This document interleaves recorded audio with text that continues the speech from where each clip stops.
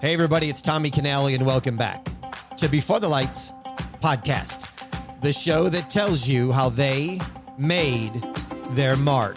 He spent 31 years at Wegmans Warehouse and is a retired Teamster in Rochester, New York, an avid union member who has written 3 books that include The Rochester Mob Wars and The Black Hand Society of Rochester. Please welcome Blair Kenny. Blair, welcome to the show. Oh, thanks for having me. You are welcome. I want to give a shout out to a connection of ours and Gary Jenkins and Gangland Wire podcast. He connected us. Gary's a great guy. And I got to tell our listeners, if you're not listening to Gangland Wire, you need to subscribe to that podcast as well. When did your attraction start to organized crime? After I retired probably, at the end of 2011. And as you know, I was an avid union member. My dad was union president, and my grandpa was a union official. And I actually was heavily involved in the union politics the last 10 years that I worked there. And I ran for union office twice and a couple other things. And it really wasn't until I ran for office that I really got a good feel for the way the politics work. I had an idea, but I really had no idea. So anyway, when I retired, my interest was I wanted to document the history of the Teamsters Union because I have a fairly large collection of documents. I got a large collection of stuff my dad left after he died. He was secretary treasurer of the Joint Council, which is a step above like the local unions. And he had a lot of what they call minutes of the meetings. So I have the minutes of these meetings that date back like 50, 60 years while organized crime was there. And organized crime was part of that Joint Council. And I have about 20 years worth of minutes. So I know pretty much every single thing that happened during that time period, except for the stuff they chose to leave out. So anyway, I really wanted to get this history of the Teamsters Union down in writing. I wanted to write, but I couldn't write while I was working. So I ended up doing some heavy research on Teamsters 398. It was mob controlled for 40 years. Mm-hmm. And I had a bunch of documents where they kicked out a bunch of mob guys and a bunch of affiliated mob guys. So I had a lot of information on that. So I wrote like one chapter, Teamsters Local 398, lifetime affiliation with the mafia or something like that. And I gave it to a friend of mine who was a newspaper editor. I said, hey, well, check this out. I'm writing this book about the Teamsters Union. I want you to read this. And she reads it. And she goes, I got to be quite honest here. She goes, I really like this. She goes, if you write this kind of stuff, she goes, I can help you and I think it will sell. But if you write about the Teamsters, there's not going to be that much interest in it. And at first I wasn't really writing to sell. My intent was not to sell books. My intent was to document the history. But, got me thinking, and I started researching more into the mafia itself in Rochester. I was really quite surprised by everything I saw. So I focused kind of on that, and I actually researched for like 2 years before I wrote anything. Wow. We're going to get into it, and listeners, go to the show notes for links. I'm going to put links where you can get all of Blair's books. We're going to talk on this show about his 2017 book, The Rochester Mob Wars, that paints a clear picture of the Rochester Mafia and all their activities over a 40-year period. It describes a bloody gang battle in Rochester, New York from the late 70s and the early 80s that happened within the same organization. There was a division that was labeled the A team and the B team. And there was even a little bit of a C team. But before we get into A, B, and C, Blair, I want to back up a little bit and kind of set a picture here for my listeners. Can you explain to them how lucrative was gambling and gambling money to the Rochester Cosa Nostra? Very, very lucrative.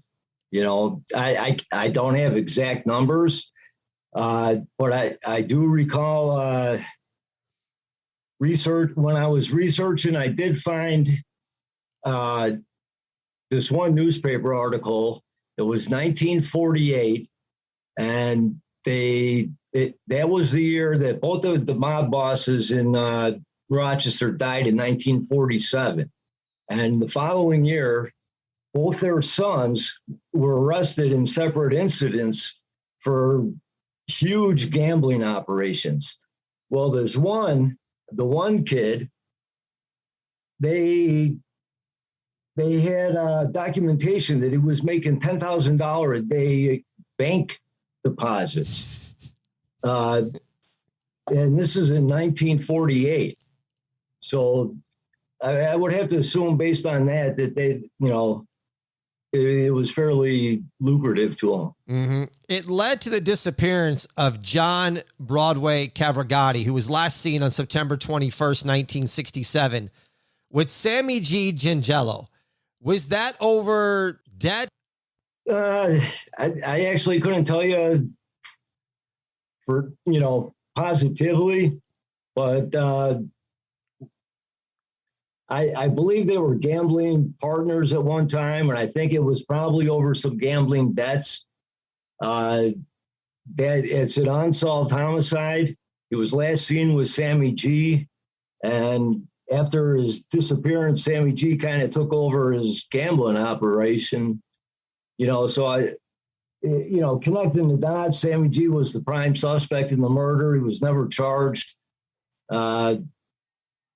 But I would have to assume that, yeah, that was probably the case. What happened was in 1964, there was a takeover of the Rochester mob. There was a murder of the mob boss in 64.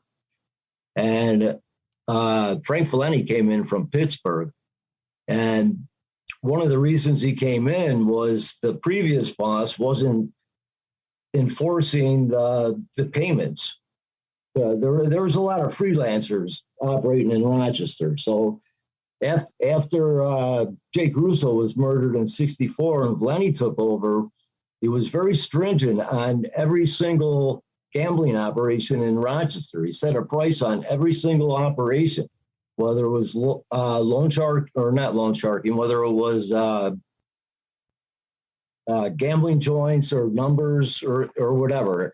Anything that they were doing, even card games, I think they made them, if they knew about them, they were making people pay. So, and there was some resistance to it, obviously. Mm-hmm. They operated pretty freely for a while. How damaging was the testimony of Al DiCanzio, and how many arrests did it lead to? Did it really just wipe out the Rochester Cosa Nostra at that time?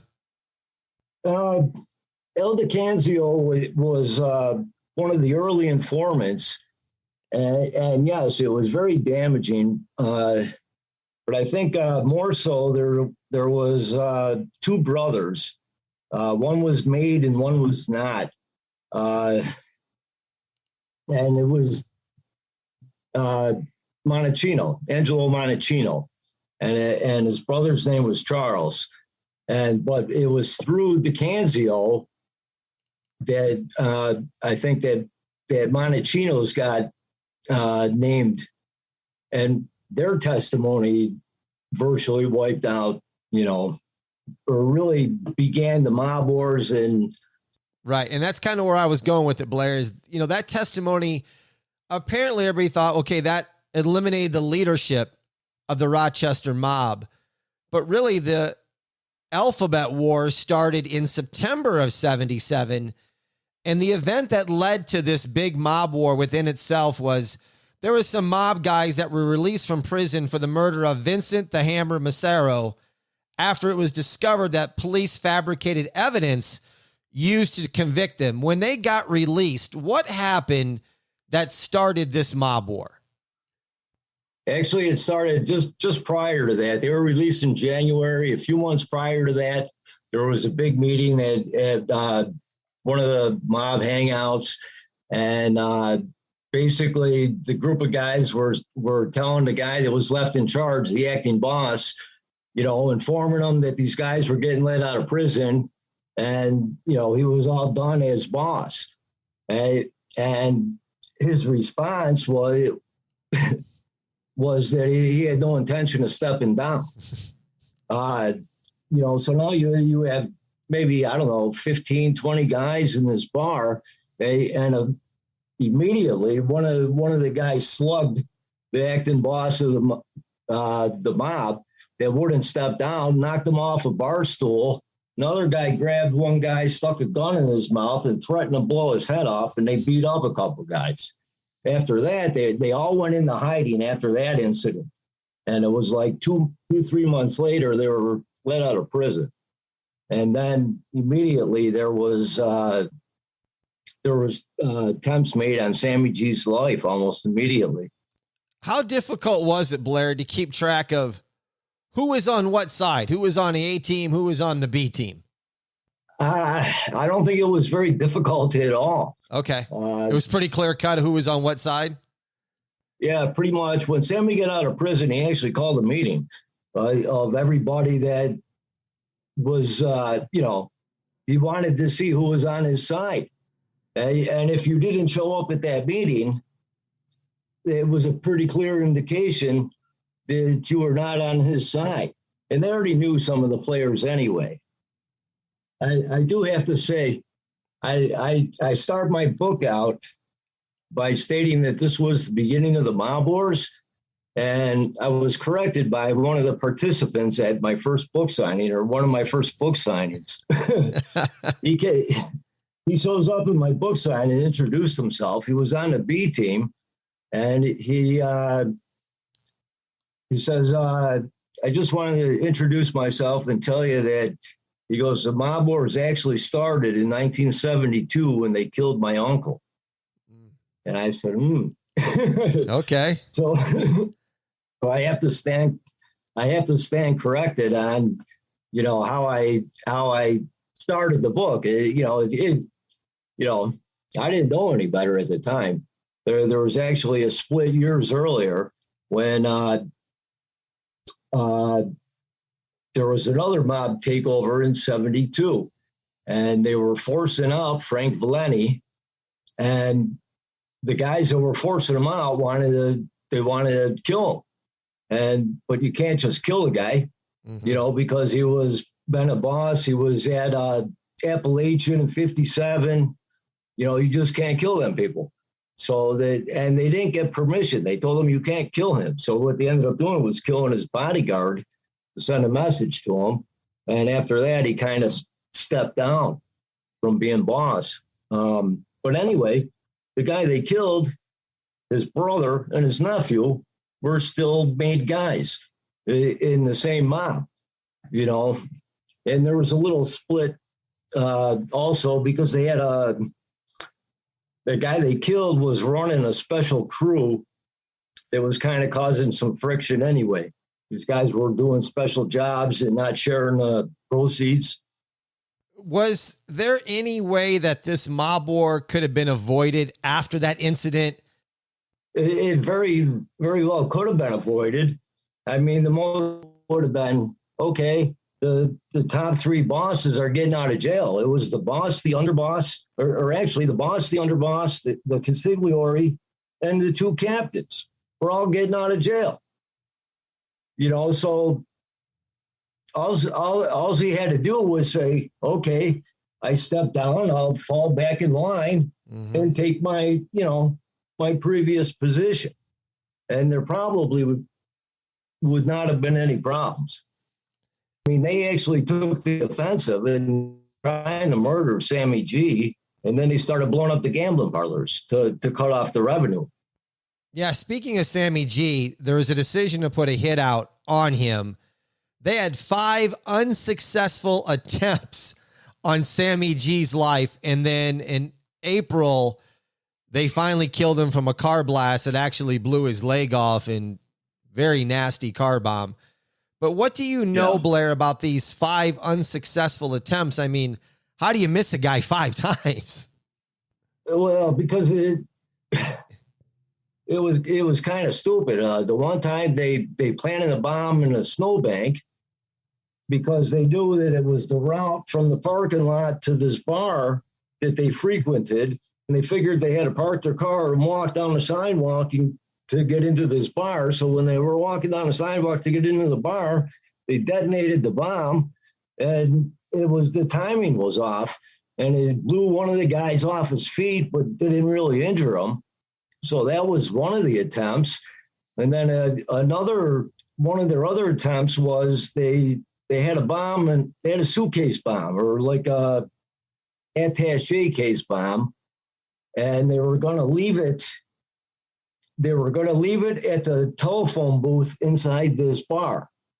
But they had to set it up with phone calls to get the exact moment. They were going to summon Sammy G to the phone like he had a phone call, and then detonate the bomb. Well, to set the timing right, they needed to talk to each other. And one of the guys was on the line, tying up the line, talking to his girlfriend. So the whole, for whatever reason. So that whole plan got scrapped.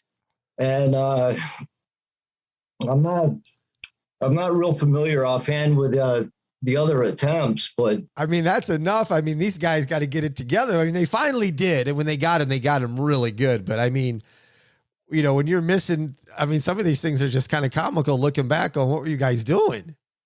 Oh, it's terrible. The B team, this was, I mean, the era then was fires and bombings and car bombs. That was the era then of how things were done outside. I mean, it's always been shootings, but this was the era of fires and bombs. The B team started bombing the A team's gambling establishments, thinking that if they took out the gambling establishments, that this could end the war because they would have nothing left. It seemed like that was not the way it was working. And the A team said, no, we're not going down that road either. No, actually, despite the bombings, and there was quite a few, it didn't really deter the gambling. They were hoping to deter people from coming and really shut down their business. And without any source of revenue, I don't know what their plan was after that, to tell you the truth. But it wasn't the best plan. You had said earlier about the guy that was the acting boss, and that was Thomas Dido. Is that correct? Didio, yeah. Didio. So he was eventually shot to death for basically, I guess, refusing to relinquish control of the Rochester mob, gunned down by his own people. Was that done by the A team? Was that done by the B team? Who took him out? Oh, that was definitely the A team. It was, like I said, immediately after the event where they got in a fight at the bar there, they were all in hiding. And Didio was staying at a hotel for weeks and weeks at a time. And they had no idea where he was, but he had a girlfriend. So what they did was they put out an extensive surveillance on his girlfriend, and they actually had maybe 8 or 10 of the guys with CB radios staked out all over the place around the girl's house and around her workplace. And as soon as they picked her up, they knew that she'd eventually go see Didio. So they were going to follow her. They followed her to the motel. And the first time they followed her, they knew that he was there, but they couldn't figure out what room he was in. So then they started staking out the motel to figure out which room he was in. And they finally figured out exactly where he was, and they machine gunned him to death. People, you got to get your hands on this book, The Rochester Mob Wars. The link is in the show notes. Get your hands on it. I'm not giving you all of it because you got to read it to get the rest of the story, but I'm going to give you enough here to go, all right, I want to connect the dots and I want to read this story. In September of 78, Blair, Teamsters Local 398 that you said that you started to put them stuff together to write about at the very beginning of the show, the vice president, Sam Campanella, and the business agent, James Canarosa quit the same day and both put their houses up for sale and moved out of town. Why did they do this? It was Campanella and Canarazzi, the two business agents, because they were supporting the B team, and they were making bad decisions. I mean, they owned and operated that entire local, which means they hired their own guys, gave their own guys good jobs, and there were certain things they were expected to do for being in them positions, which I don't think they were actually benefiting the A-team guys. So they, when Sammy got let out of prison, they were given an ultimatum, get out of town or we're going to kill you. Mm. So they both quit their jobs. And I mean, those are good jobs. My dad was a Teamster business agent his whole life. Those are very good paying jobs. They both quit those jobs and moved out of town. They went to Buffalo. This eventually all starts to unravel. How many became informants of the B team then? And then, because they were testifying about all the bombings and the explosives, but do you have an idea of how many of them actually flipped? Altogether, I don't know how many made guys flip, but there was probably at least 15 people entered the witness protection program. Mm. I don't believe they were all made guys. But they all knew enough to testify. And a couple of the major, that Montalcino was one of the major ones, that El DeCanzio, then there was, who else? Oliveri. Oliveri was present at the Didio murder, and he testified. I did an extensive, my latest book about the Teamsters, I did an extensive reenactment of that murder, because that one participant, Oliveri, was a Teamster member. And after being out in the woods all night and murdering this guy, then they went back to the mob joint. Then they went from there to breakfast, and then they drove. The one guy drove the other guy to work.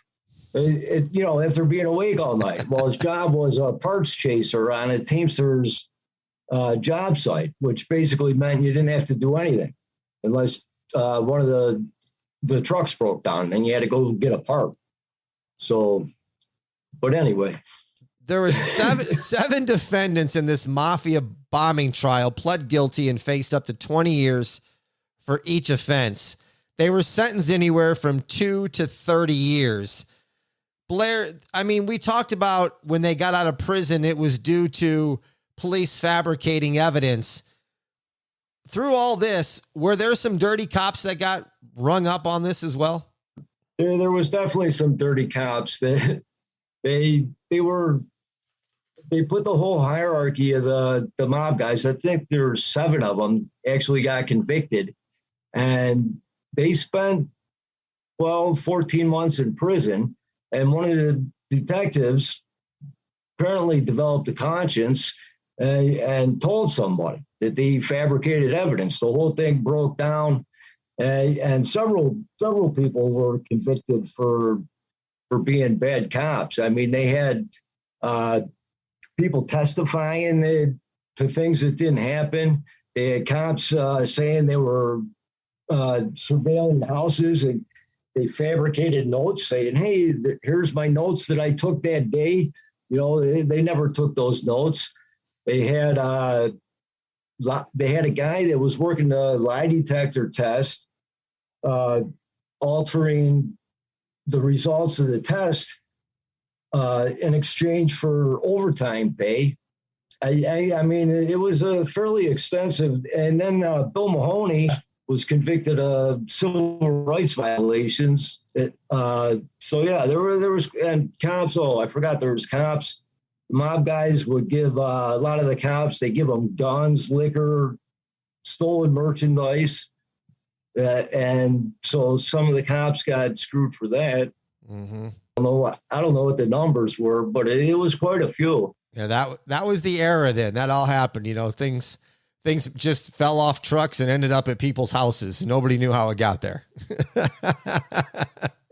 We had just talked about the VP and the business agent quitting and moving out of town, basically being forced out of town.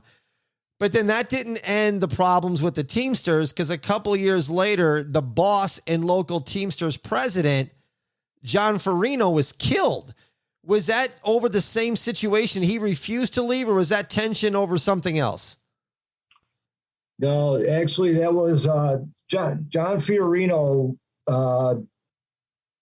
was the vice president, and he was murdered because there was some friction going on with, that's where I wrote a book called Enter the C Team. There was, for a short time after the B team went to prison, these guys made there was a little power struggle going on between a couple of guys. It was actually Sammy Gingello's bodyguards, Thomas Taylor and Tommy Torpy. Tommy Taylor had fallen out of favor. He was real tight with Sammy G, but after Sammy G died, the rest of the mob guys weren't real fond of him. And he had actually been in an altercation with one of the made guys who was the son-in-law of the boss. So Tommy, according to Tommy Taylor, they tried to kill him a couple times, and he just narrowly escaped one time by pretending that he was sick. He claims that he was in a car and he thought they were going to kill him. And he pretended he had diarrhea or something and had to go.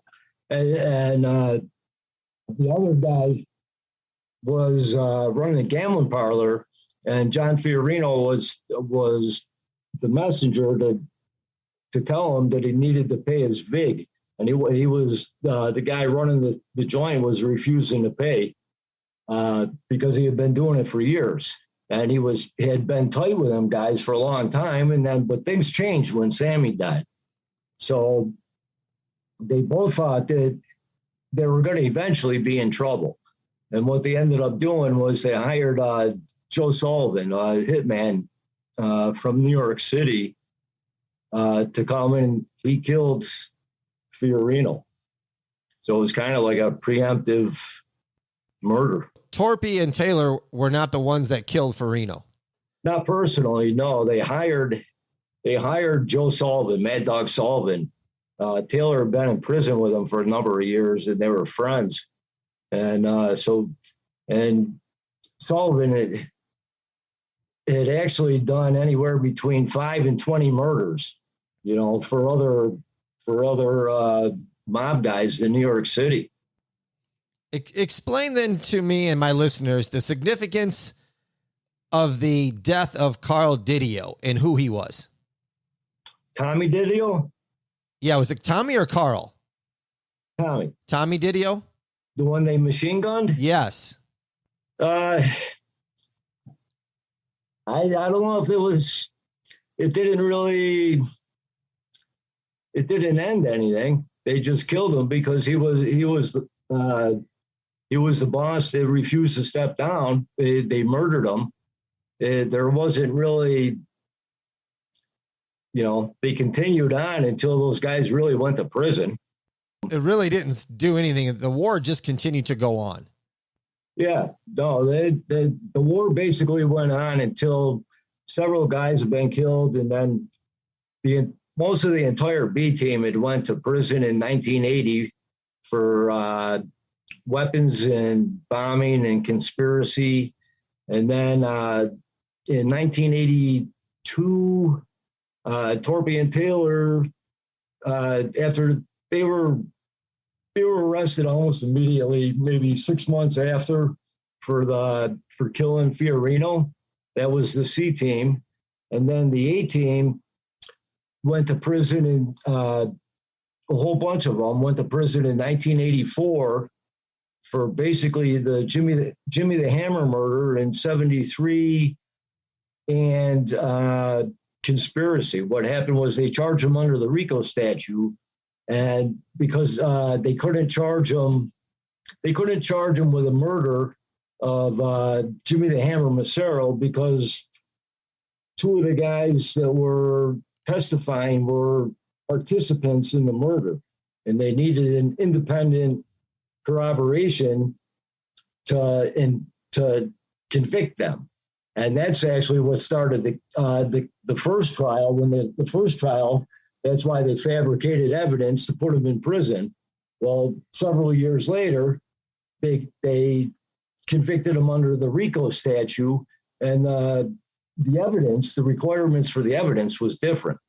So they were able to convict him for conspiracy, and they didn't actually convict him of murder itself, but conspiracy and racketeering, pretty much the same sentence.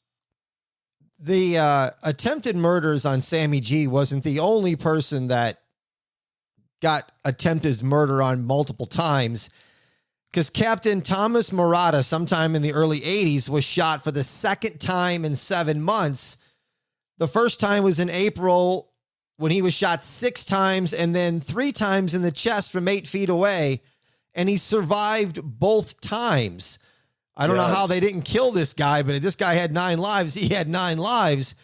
Who was responsible for these attempted murders? That was Dominic Taddeo. They hired Dominic Taddeo. The A-team hired Dominic Taddeo. Basically, they had a contract out on it, all the C-team guys. And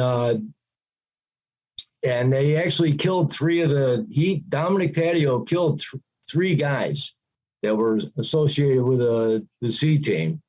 And he also shot Thomas Marotta twice. A couple of weird things was the guys he killed, he used a 45, and both times when he shot Marotta, he used a 22. And the other thing was Marotta was on the A-team. So to this day, I have no idea why they hired him to shoot Marotta. And I still don't know. And Marotta is one of the few that is still alive today, out of prison in Rochester. Did Taddeo ever get convicted for this? Oh yeah, it was years later. He actually he got 24. I think 20 years. He was sentenced for the murders, and then 4 years for something else. And he might have got a few other convictions. He was supposed to be released last year. I don't know. You must not have followed any of the news. He escaped from prison. He was on like a work release or something just right before permanent release, and he escaped from prison. He was in Florida, and he was like weeks to go on his sentence, and he was getting out. And he didn't make it very far. He was out a few weeks, and then they caught him and put him back in prison, and now he has escape charges. So he's spent probably the last 30 years in prison at least. Man, yeah. If you're that close, man, just sit it out. You're almost out for permanently. Yeah, it may have been one of those things where he was worried about what he was going to do. Maybe. Well, he was 24 years old when he committed them murders and spent, most of his life in prison after that. He's got no skills. Mm-hmm. What are you going to do when you get out of jail, in today's day and age? Tell us more about the wiretaps between Angelo Amico and Teamsters agent Angelo Misuraca that led to a second RICO indictment, because I understand that there was allegations all over, including extorting protection payments and illegal sports booking. Tell us more about that. Yeah, that's actually, I recently got my latest book is, the last book I did was the Teamsters Local 398, lifetime affiliation with the mafia. I kind of went into that a little more. I got a hold of a big notebook of transcribed wiretap documents. A friend of mine gave them to me, and I read through the whole thing, and unbelievable the amount of information. For months and months and months, they were wiretapping this gambling parlor and they were actually wiretapping the back room and the front room. But the back rooms where all the action happened. Right. And not only did they wiretap them, they videoed them several times too. They got them, with big money, talking about how much money they collected from everybody that week, what they were going to do with the money, who the pain in the ass was that week. I mean, everything was on there. It was incredible, absolutely incredible. Months and months worth. So that was Angelo Amico. His father was the very first mob boss in the 1920s. And he actually went out, it was like 1987. They indicted him, the second RICO indictment for him and I think maybe three, four other guys. And after that, they were done. And the connection with 398 was what they caught. One of the things they caught on wiretap was he was talking to Angelo Misuraca, the vice president of the Teamsters, and kind of giving them what not to do. So that was what, 1987, and then shortly after that, after those things, the United States government sued the Teamsters Union for basically like lifetime affiliation with the mafia, the international union. Mm-hmm. And what they ended up doing was they came to an agreement, and the agreement was that the government was going to oversee the Teamsters from here on out, monitor their elections, and set up an independent review board. So using that, they were able to start nailing some of the mob guys that were controlling the unions. And Angelo Misuraca was one of the people that got caught up in that. And also Angelo Misuraca's brother-in-law was Dickie Marino, the underboss, after Sammy died. So he was also kind of related. Didn't the VP and the president of 398 both get removed for knowingly associating with members of the Cosa Nostra? Yeah. Corinne Lippa, or Rozzy,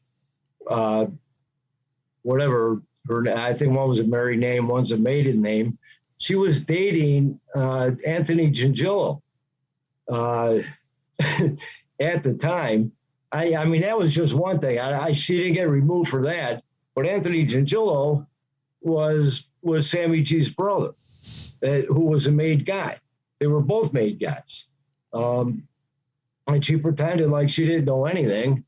And yeah, they removed the entire executive board. I actually had a friend of mine that was a trustee on the board at the time. His dad used to be president of that local for a long time, and he was trustee. He's my age. He's still working. And I ran for union office with him, but he was on that 398 board when they got taken out. They just eliminated the whole board, put them in trusteeship, and then never brought them back. They just dissolved the entire union and split it up. Was there any pushback from them going, hey, we can, friends are friends, and you don't get removed for your friends, and I'm just friends with these people? Was there any of that kind of stuff brought up? No, because it was actually, like I said, it was all part of that government thing where the government oversight of the Teamsters. They were able to remove somebody for I forgot the exact wording, but basically just hanging out. If they could prove that you were hanging out with them, there was grounds for being removed from union office. Gotcha. Association. Okay, that was the word, association. So yep. They didn't have to prove anything other than that. They could say, okay, we had guys, we went to a restaurant, you guys were eating dinner together. You were associating. But they did have a lot more evidence than that. Sure. for sure. Blair, is it true that as many as 50 local, state, and federal officers at a time worked on this investigation for over 20 years? I would imagine at least that, sure. For over 20 years, this investigation had been going on for the 40 years that this was going on with the Rochester mob? There was at least 10 murders that were attributed to, just in a 40-year time period. There was many more going back to the Black Hand days. There were at least 10 murders committed during that time period. Plus, the SIC was constantly investigating in Rochester. It was a Senate Investigative Committee, beginning in like 1959. They were in Rochester holding hearings because there was mafia influence on Local 398 that far back in 59. What's the current state of the Rochester mob? The current state, I would have to assume it's decimated. I know there's several individuals that are still alive. I know of at least 2 that are alive and in Rochester. One, I think, is perhaps running a gambling parlor, is what I heard. But as far as anything more extensive than that, I honestly, I don't really know, but I would have to say, I haven't read anything lately, so I can't say there's really much of a presence here anymore. I mean, when they were here, they were in the paper all the time. Right. Yeah. So yeah, you knew they were here. Mm-hmm. And other people knew they were here. Yeah. And I don't see, we have a couple of mob groups here too in Rochester. I run one mob group called Today in Rochester Mafia History, where I post old newspaper articles of things that happened in the past. And we have another group that's run by somebody else. It's called the Rochester Crime Family. It's got 8,000 members in it, and it's a lot of family members of the guys who are in the mob, and it's all people conversing back and forth. It's really weird, but 8,000 people, so there's definitely a pretty huge interest in what happened, and they're still talking about it today. People cannot get enough of stories of the mob and organized crime. It is as hot and maybe hotter than it's ever been. Oh, it's amazing. I had no idea. Mm-hmm. When I put out the Mob Wars, I was nervous buying 100 books. I didn't know if any of them would sell or what. And almost immediately, the first 100 were sold to family members in anticipation of, they wanted to see what I said. And then ever since then, it's been pretty steady. And that was like 6 years ago. And really the interest today with Facebook and the podcasts and everything else, it is growing. Mm-hmm. It's reaching more people anyway, which creates a bigger interest. Listeners, go to the show notes again to get links to the Rochester Mob Wars, the Black Hand Society of Rochester, and the other of Blair's books. Blair, thanks so much for taking some time and coming on and talking about the Rochester Mob Wars. And thanks for having me. It was great being here. You are more than welcome. Listeners, what I'd like to tell you is to join the exclusive Before the Lights members group. Click the link in the show notes. It's only $7.99 a month, and it includes a private Zoom calls with former guests, a one-of-a-kind poker chip, extra content, and a lot more. It's your way to support the show. Just click the link in the show notes. That's going to do it for this episode of Before the Lights. I'm Tommy Canale. And until next time, everybody, I salute a chin chin.